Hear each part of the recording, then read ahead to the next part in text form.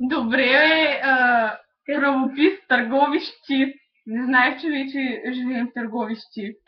Тогава като не си от Търговище, си дай твой Фейсбук, да видим дали ти си хубав или си умен или каквото и да Или е. може би те е страх да се покажеш, затова го пишеш анонимно и в момента си се насрал или насрала, защото те редим и няма да си дадеш Фейсбука, защото ще си стреснал или стреснала аз много и ще си мислиш, че ще те набием, но ние няма да те набием, ще дойдем при те и просто ще те натерем с думи и ще те разревем, защото тя не е тъпа и грозна. Тъпият си ти, или тъпата, грозната или грозния си ти.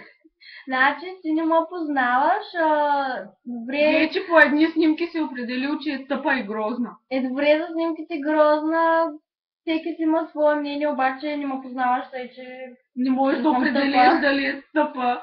Добре, малко не е добра по математика, но пак по английски е супер умна. Да, супер добре по английски. Значи дай си твоя Фейсбук да видим ти дали си грозна, грозен или хубава или Там каквото такова. си, защото за теб има само едно определение. Среден род. То. Защото си жалка.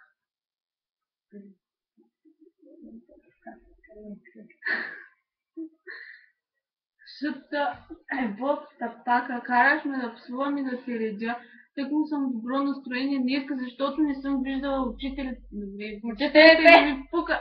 Приятелите си от една седмица и съм супер добро настроение, защото ще ги видя и ще съм с нея отново цял ден и ти ми проваляш настроението, майка си. Майка си.